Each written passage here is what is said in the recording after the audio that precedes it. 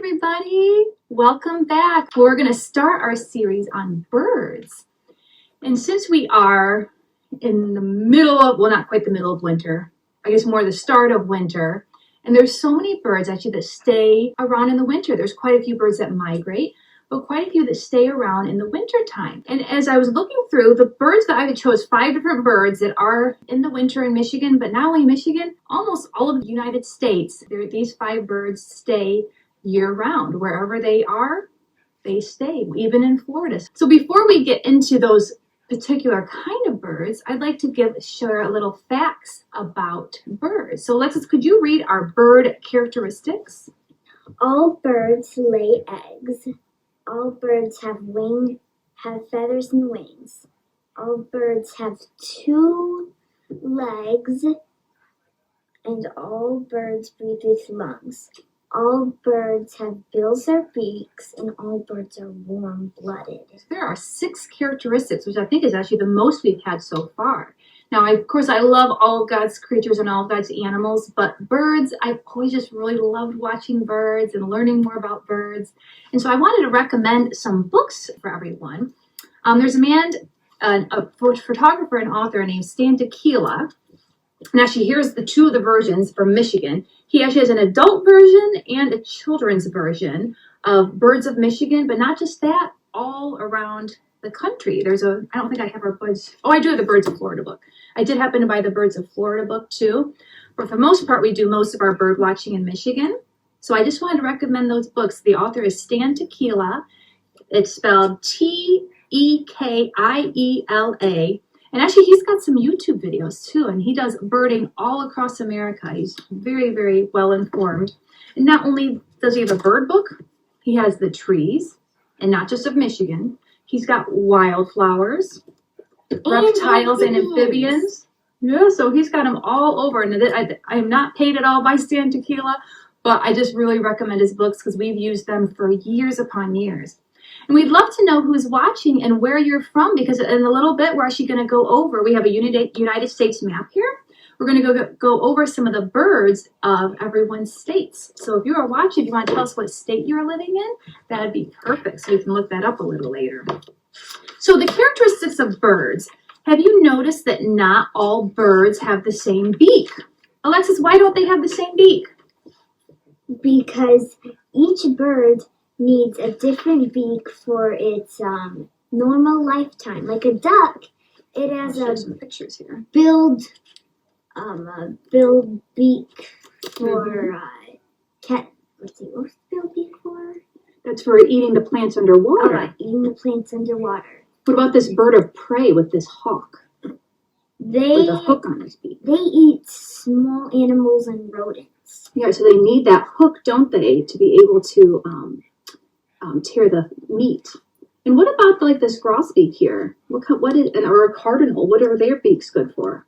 Their beak is good for eating nuts. It's just like a nutcracker, and they need it to eat berries so they can squish the juice out of the berries. Mm-hmm. And look at this hummingbird. It has a very long, skinny beak. What is that for? So it can stick it in petunias and other flowers to get the nectar out from them. What about a pelican or other waterfowl that maybe have a really long beak? What would that long beak be for? Catching fish. Mm-hmm. And here we have our woodpecker that has a little bit almost like a pick at the end of his beak. What is the woodpecker for? Well, this long beak is used for pecking at wood, and it has this super long tongue that it sucks up all the little insects. Yeah, so even though the birds they all have a beak, their beaks are all very different because God made them special that way. So that depending on what they eat, that's how they use their beak, because their beak is their nose and mouth all together. It has like little nose holes, but they breathe with lungs just like we do. So that beak acts like their teeth, and it acts for depending on what they eat, whether it's fish, whether it's plants, whether it's nuts and seeds. You can tell a lot about a bird just by looking at its beak. Now also their feet. You can tell a lot by their feet too. So think of a duck. Alexis, why does a duck have these webbed feet like this?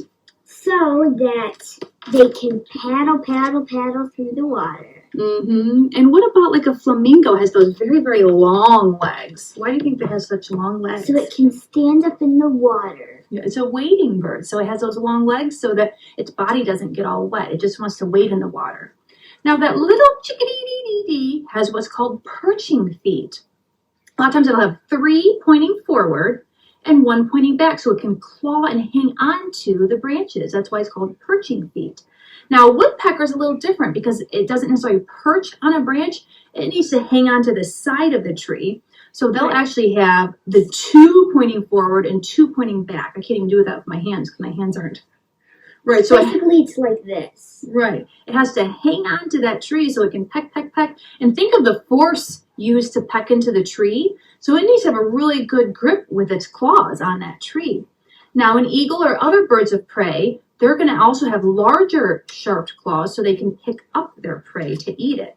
So it's amazing the different, such a vast variety, same creature of a bird, but such a vast variety of what their feet are like and what they're used for, as well as what their bills are for. Pretty cool stuff, huh? And I'm just going to go quickly over their hollow bones. Why do you think they have hollow bones? Is number one reason is so that they be lighter.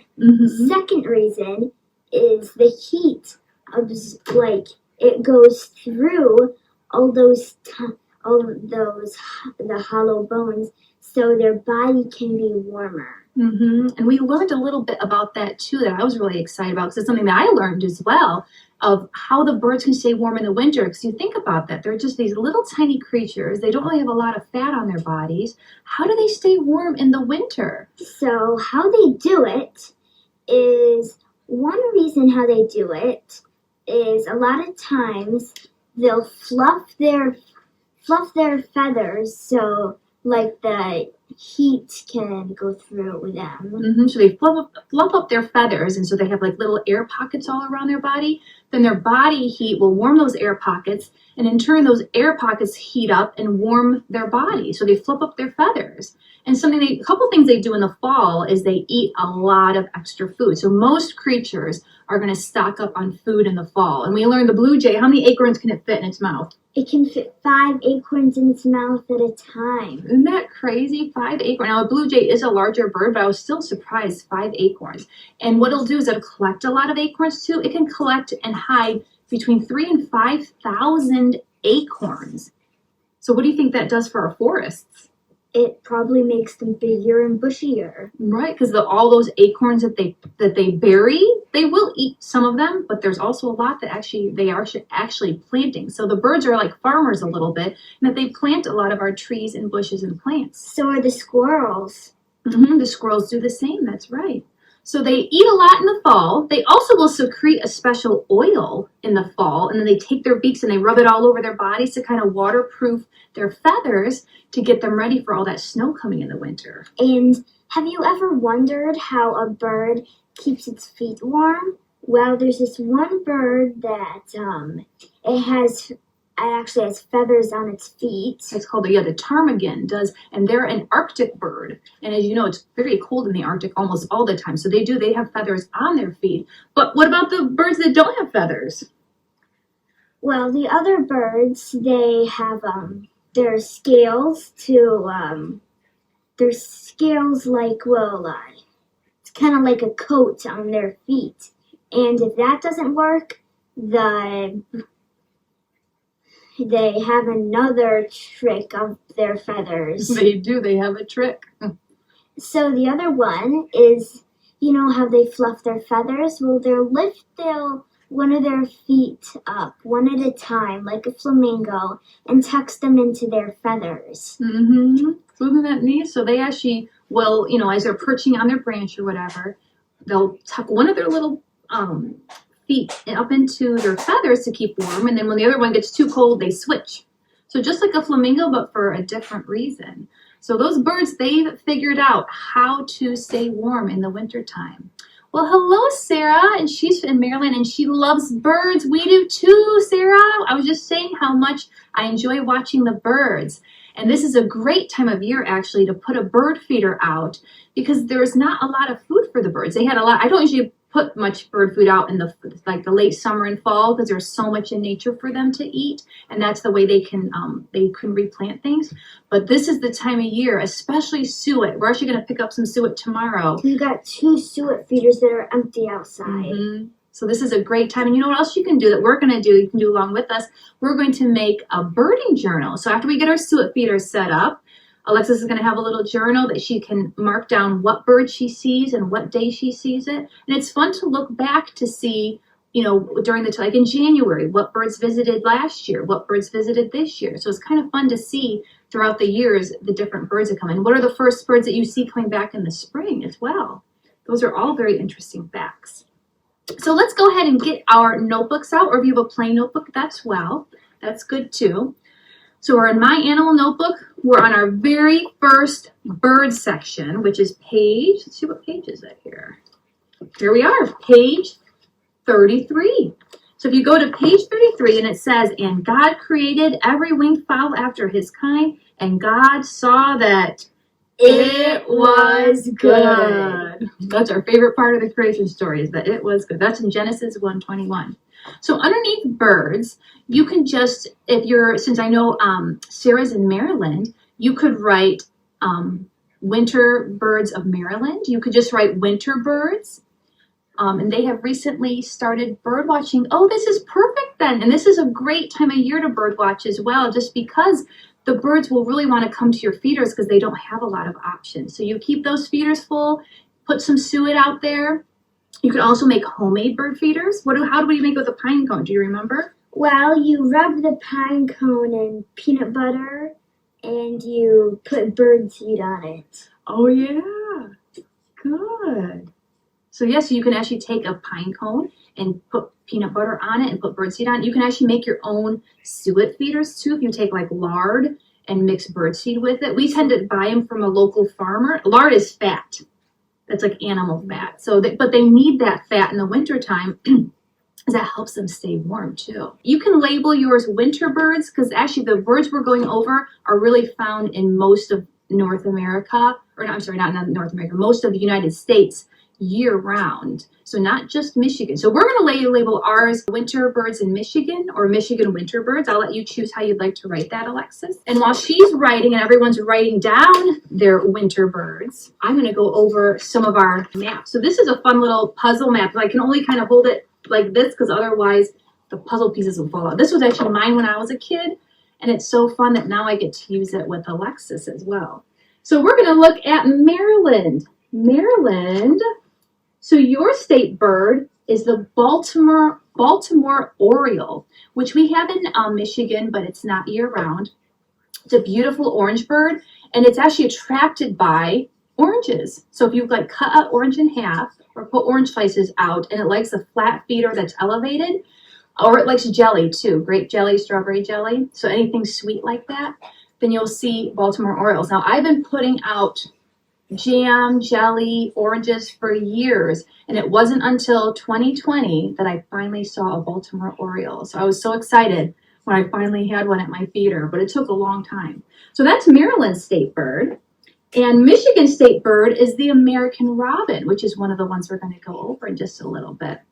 And I know we have some folks that watch from Ohio. The Ohio state bird is the cardinal. And the cardinal is so popular, it's actually 7 different state birds of America. So a lot of people like the cardinal, and it is actually found all over the United States.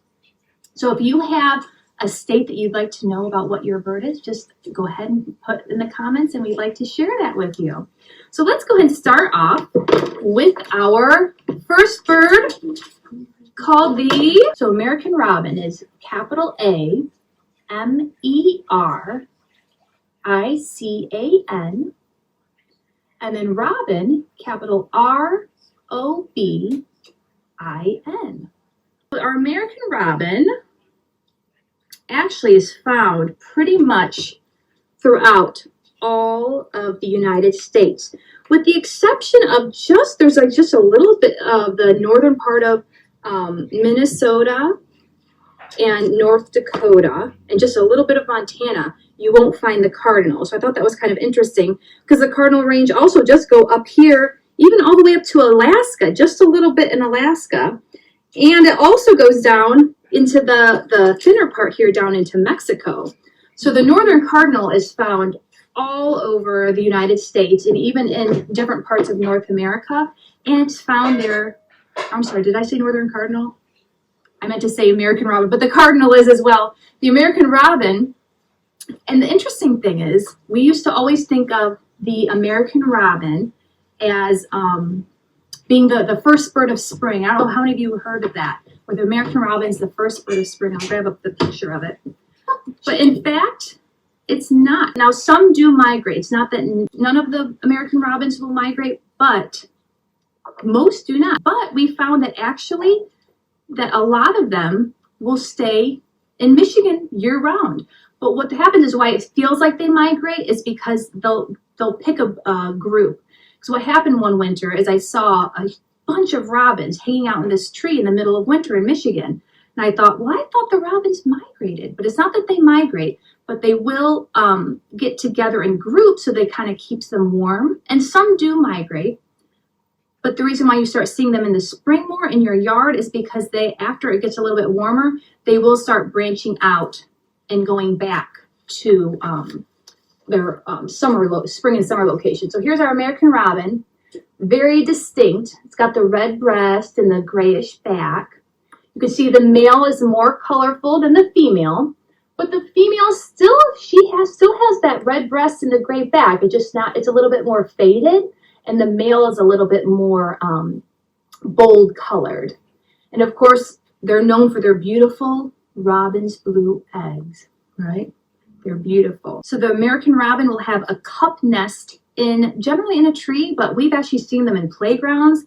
I forgot to get it out. We have a nest actually in our garage that we had our wreath hanging on our door, and the robin actually made a nest right on top of our wreath on the door, which was kind of neat. The next bird we're going to write down is the northern cardinal. So again, we've got two different words, both capitalized. Capital N-O-R-T-H-E-R-N. And then cardinal is capital C-A-R-D-I-N-A-L. And again, the cardinal range is also pretty vast. So I'm going to look it up. It's not quite as large as the American robin's range, but I'll show you on the map. They are in Maryland, and they do actually go all the way down to Florida. So here's our United States map. They are found, and the interesting thing is they're actually not found in the upper peninsula of Michigan. They're not found in the very, very northern part of Michigan, but they are found in most of Michigan. And they are over in Maryland, but they are not in the upper part of Maine either. They're only in the southern half of Maine, but they go all the way down to Florida. Their range goes all the way to Texas, but they're not too much over here in the western part of the United States. There's a little titch in California, you may find them, and they actually do significantly go in Mexico as well, but they don't migrate. Wherever they are is where they stay. Careful, the puzzle could fall. So if they're born in Michigan, they'll stay in Michigan. So they are found all across the United States, but they are not migrating birds. They won't go to the different ones. Now, we do see cardinals often at our feeder as well, and they like to actually come in pairs, I should say. So a lot of times you'll see the male with the female. So the male is the very distinct one that you can definitely tell. But the female, I'll show you a picture of the female. I also drew a picture of the cardinal, the male. Oh, that's right. She drew the male cardinal. You can see she still has reddish tints to her. And she has definitely, you can see that beak, that it's definitely very good for eating the seeds and the nuts. And then they have this little tuft of hair. That's another distinguishing feature. And a lot of times you will see the male and female together. They like to be paired together. They also have cup kind of nests, and they like to nest in trees as well. And they're ones that really love the suet feeders too. So if you get some suet out there, you might see those cardinals. So that's another one of our beautiful birds. The next one we're going to look at, the American goldfinch. So we have the same spelling as with the American robin. American goldfinch, capital A-M-E-R-I-C-A-N. Goldfinch, capital G-O-L-D-F-I-N-C-H. Goldfinch. Now this was one I thought originally was a migrating bird. We had moved out to our house and I was really excited to get my bird feeder out. So we lived in an apartment for 8 years and we were up on the 3rd floor. We couldn't really have a bird feeder. So one of the first things I did when we bought a house is I put a bird feeder outside. And we saw so many goldfinch that came to the feeder over the summer. They were so beautiful. And then I noticed I stopped seeing the goldfinch. And then instead these little brown birds started coming. And then one day I got a little bit closer. I was looking, thought, you know what, those look a lot like the goldfinch. And so I looked it up. And sure enough, the goldfinch, they don't migrate. They are a year-round bird, but they actually shed their feathers twice a year. So in the fall, they'll shed their bright yellow feathers and they will grow more of a brownish colored feather. And then they will shed those brown feathers again in the spring, usually after they have their baby or after they, get their eggs in their nest and their babies hatch, because they still need that dark color for camouflage. And then by the late spring and summer, they'll have their beautiful golden feathers again. Now the female here, she always looks a little bit more on the dull side. Alexis, can you tell us why the females tend to be brown and the males tend to be bright colors? Because think of it, the nest is brown. So she needs to camouflage with the nest so the predators that will want to eat whatever's inside the nest are like, oh, it's just a nest, boring. Right. So yeah, the females always have the dark, more muted colors that can blend in well with plants around them because they need to be able to sit on their nests and be able to protect their babies. Whereas the males, they have the bright colors so they can attract the females. So the goldfinches, one thing they really love to, if you want goldfinches at your feeder, put out thistle. They like sunflower seeds too. A lot of birds do, but thistle is one of their favorites. And a lot of other birds don't eat the thistle. So it's kind of neat that that's something if you specifically want to attract the goldfinch, put thistle out. So that's something you can write down. She's obsessed with her finches. I do like the goldfinches. They're really pretty. So let me show you on the map the range of the goldfinch. So they are year-round in Michigan, but they actually will they do go down to Florida some, but they don't live in Florida year-round. They tend to like to breed actually. In this little loop here, they use like the Southern Dakota and Northern Dakota and then also up into Canada. They like to breed, but then they live year-round more in Maryland is another one. So kind of over here in the New England area, all throughout here. And then it's kind of an interesting range. So it's like half of Georgia they'll live in and kind of up into here, just a little bit of part of California. So they're kind of arranged like this of where the goldfinches will live year-round. But you can actually find them in all of the United States just at different times. So goldfinches are some beautiful birds as well. So our next one is the blue jay. Blue jay, again, these are all actually been 2 words. Blue jay is capital B-L-U-E, capital J-A-Y, blue jay. All right, looks like the pug wants to sit up here too with us. So the blue jay is a rather large bird, and they kind of get a little bit of a bad reputation for being, mean, like eating animals, but it's just more that they're opportunistic. They will just, if they need food, they will eat it. So they do eat mice sometimes. They eat bugs, they eat seeds, nuts, berries. They really will eat just about anything. But it's not that they're mean or that they're bullies. It's just that they are opportunistic.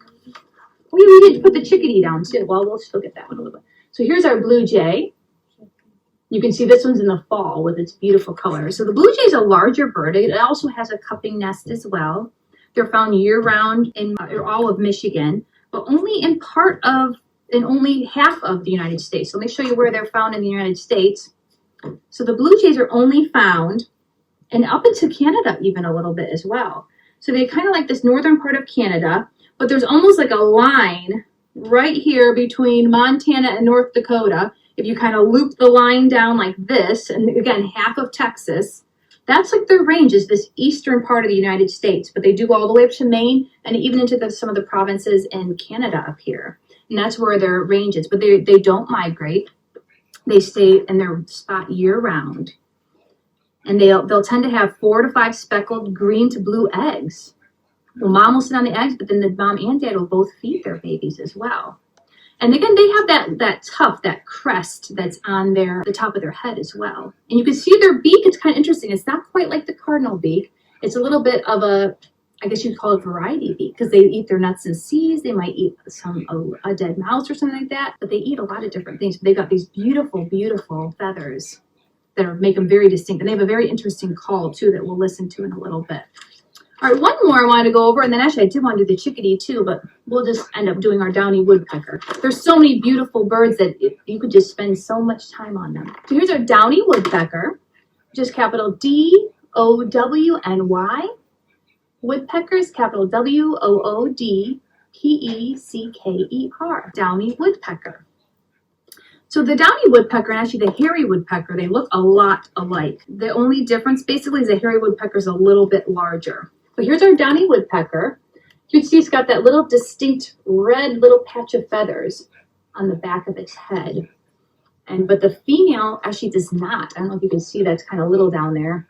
But the female is just black and white with no little red tuft. So the downy woodpecker has a small little short bill, whereas the hairy woodpecker has a little bit of a longer bill.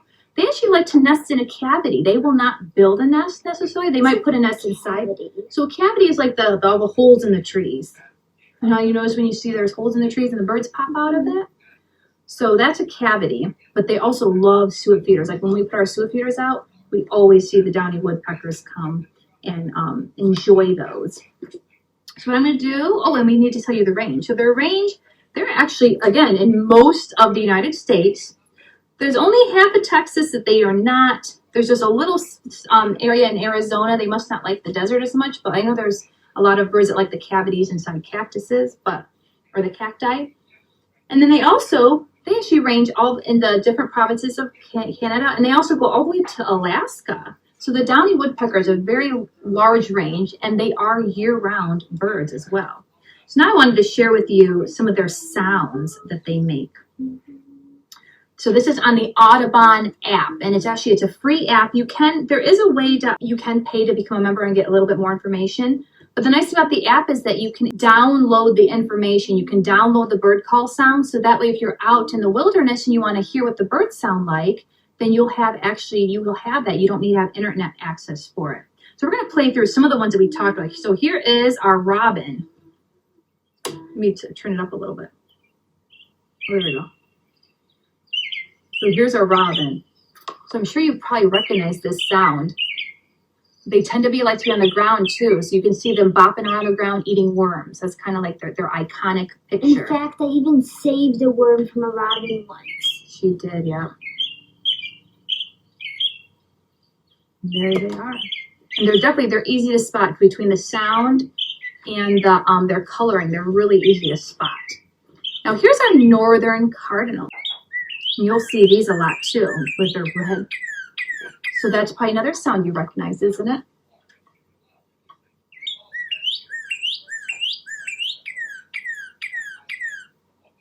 So this is actually what the male and the female will have the same song. Here's your blue jay. This one is not what I would consider a very pretty sound. This is when you hear this, that's your blue jay. I know Polly keeps popping up her head every time we do. No, she'll do her little head thing. You'll see, so that like caw-caw sound, that's something that you hear a lot. Now here, we didn't talk about this one, but the mourning dove has such a distinct sound too. So I wanted you to hear that. They're actually in most of North America as well. And they tend to be down at the ground, and you recognize them because they're like that grayish color, and they got the black spots all around. But isn't that a distinct sound? You've probably heard that sound before, so now you know that is a mourning dove. Here's another one, the chickadee. This is another sound that you'll hear a lot. And again, they're in most of the United States as well. So it only shows this part. They also make a sound like chickadee-dee-dee-dee-dee, chickadee-dee-dee-dee-dee. It's probably why they're called the chickadee. It is why they're called the chickadee. Let's see, the goldfinch. This is the last one I was going to share. We can hear all of these on the Audubon app. They have what we're looking at now is the 20 most common birds in North America. Let's see, the goldfinch has a little bit of a pretty song to it. So let's go ahead and do some bird drawing. Are you ready to do some bird drawing? Let me get my notebook out here. What we'll do is we're going to draw a tree first. I like to draw a tree. I'm going to do my paper vertical just because I want it to, I'm going to do a long tree here. And then if you're using the notebook, and then you can use the white side to draw your tree here. So I'm going to do just a big tree because I want to put branches. So my birds might be a little bit big in comparison to the tree, but that's okay. And then we're going to do one section here because I want the woodpecker to go up here. So let's start with our American robin. Now the American robin, they will go in a tree. They do, because they'll sleep up in a tree as well. But you'll tend to find them more on the ground searching for their food. So the American robin, we're going to kind of draw him down here. And he's got that, the red breast. So actually, if you have colored pencils, you could even draw some different, you could do some different colors as well. So the American robin is a little bit of a larger bird. He's not a small bird. And he's got a little bit of a longer beak so he can get those worms out of the ground as well. So there's the robin's red breast.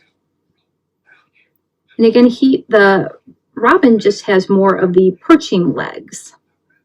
So actually, we didn't talk about any of the webbed feet today, but we will. So here's our little robin. So we're just going to label him Robin, and you can write American robin if you'd like to.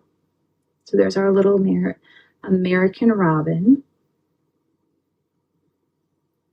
And I think we're going to draw a little worm in his mouth, because that's what you'll see in the springtime is all those little American robins with their with their little worms.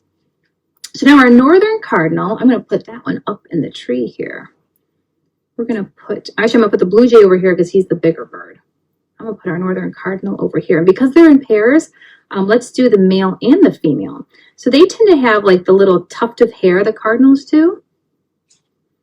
And then remember, their beak is a little bit more like short and round like that. I'll make it a little closer so you can see better. Because it's like a little nutcracker. So here's and they have like a little bit of longer tail feathers as well. And they've got their perching feet there. So there's our female, and I'm going to put the male over here. He's going to be just a little bit bigger. Because you will often see them in pairs. A lot of times you don't notice the female right away. But if you see a red cardinal, the bright red cardinal, just look around and you might see that female close. That one looks a little bit more like a parrot beak, but that's okay. So there's our little cardinals here. So again, those are called northern cardinals. They are found all across the United States year-round. So it's definitely a different look, because typically, the picture you see is the northern cardinal, that bright red cardinal in the snow. But believe it or not, they're in down south, even down to Florida even. So there's our northern cardinal. I'll put northern cardinals because I put 2 of them there. So now let's do our little American goldfinch. And if you're doing a winter American goldfinch, you wouldn't want to color it golden. Now they are a smaller bird. So we're going to make it a little bit smaller. And the nice thing is that you can go back and take your colored pencils too and color on these little birds if you want to. And it's got a little bit of the smaller, more of the nutcracker kind of beak, but it's just a little bit smaller. And it does not have a tuft of hair. And it has those perching feet. Remember, it loves the thistle seed. So if you want to attract the goldfinch. What's thistle seed? So you know that purple flower that's really pokey? Mm-hmm. That's thistle. So a lot of times an iconic picture of the American goldfinch is that bright yellow bird on the purple thistle. They love thistle, but you can buy thistle seed as well. So here's our American goldfinch, and there are a lot of other kinds of goldfinches as well, or finches as well too. Lots of different kinds of finches. So I'm going to put my little downy woodpecker right on the tree. So remember the woodpeckers, the downy woodpecker is one of the smaller ones. One of our favorites that we were like is the pileated woodpecker. And I'll actually share that video. We caught a pileated woodpecker. We did? While we were up north. It's actually at, in front of someone's house, believe it or not. So the woodpecker, actually that's not a very good woodpecker beak. I'm going to show you the beak again. So the woodpecker has a longer, skinnier beak, a little bit like a pick. So it can poke at the tree so that it can get the bird or the bugs to eat. Not the birds. No, not the birds. So I'm going to draw them kind of this way because they like to be upright on the tree. And the downy woodpecker is actually a smaller woodpecker. Which is exactly why I drew it small. Yep, so look, we're going to do, he's going to hang onto the tree on both sides. Remember, 2 claws in the front, 2 in the back. And then remember the downy has just a little red tuft of hair back here, or not hair, a little red tuft of red feathers back there. And then his whole body is like black and white speckled. So we'll label him the downy woodpecker. And after you label them all, you can actually look them up and then you can color them so you can get their coloring properly. We just don't quite have time to do the coloring on our video today. And then our last one we're going to draw is that big blue jay. Here's our blue jay. So yeah, his beak is kind of a cross between that pointed woodpecker beak and more of the cardinal nutcracking beak. Look at the beautiful distinct colors. And again, it's a larger bird. It has like a little bit of a tuft of hair as well, too. So we're going to put our blue jay over here. I'm going to make him a little bit bigger. So he's got just a little tuft of hair. And then he has a very distinct beak as well, where it's longer than the typical beak, but it still is a little bit wider so it can still eat those nuts and seeds. And he's got very long tail feathers as well. So we're going to draw his tail feathers kind of coming off the tree a little bit. And he's got the perching feet. So a lot of the winter birds do have perching feet. But yeah, there's so many different kinds of birds that you can explore too. The birds of prey, which we'll go over a lot more of the different ones as well as we go to the different continents. So we're just staying in North America today. So let's label our blue jay. And there we have our birds of winter. And actually, they're year-round birds in Michigan and many other places. See, Alexis is doing a nice job on her birds, too. And it's a great idea to start a bird journal as well. So we'd like to encourage you all to feed your birds, especially in the wintertime. Put out suet, especially they like suet in the winter because it helps they need the extra fat and everything. So we encourage you to feed the birds and enjoy the birds. Maybe even start a bird journal where whenever you see a bird outside, or you can even use this as your guide if you have it already drawn. Maybe you can mark a date. Oh, I saw a cardinal, and you can maybe put the date on it as well. So the biggest thing if you want to put out is put out some suet feeders. If you wanted the goldfinch, then put some thistle out. Most birds love sunflower seeds as well. So we hope you enjoyed learning all about the birds of winter in Michigan and in the North American area. And next week, we're actually going to do things a little differently. We did 5 birds today just because we wanted to kind of go over a good bulk of birds that you can actually bird watch and make a bird journal. Next week and the following weeks, as we visit all the different continents, we're only going to choose 2 birds to talk about. And then within those 2 birds, when we gather our facts, we're actually I'm going to teach you how to take those facts and put them into a sentence. So we're kind of getting step by step closer to really being able to do a research report all on your own. Because that's part of the process with this is not only learning about all the animals, but learning how to make a research report. So next week, we're going to go to Asia. I'm not going to tell you what the birds are, but I'll tell you one of them is my very favorite bird. And, I love all. Don't tell. But we'll go to Asia. And we're going to learn 2 different birds, and then we're also going to learn how to take those facts and turn them into sentences without copying word for word what the book says, right? That's called plagiarism, so you can't do that. So until next week, we'll see you next Wednesday. Thank you for joining us. Bye. So I'm going to take this down here. This is the trickiest part. It's trying to transition to drawing time. So I'm going to flip us around. There we go. There's the flip. And there's, you can see the little puppies watching today. So we're going to flip around here. and get our paper ready. So I hope you all had a lovely Christmas break and were able to spend time with your family and maybe even get a little extra schoolwork done, or maybe just enjoy your family.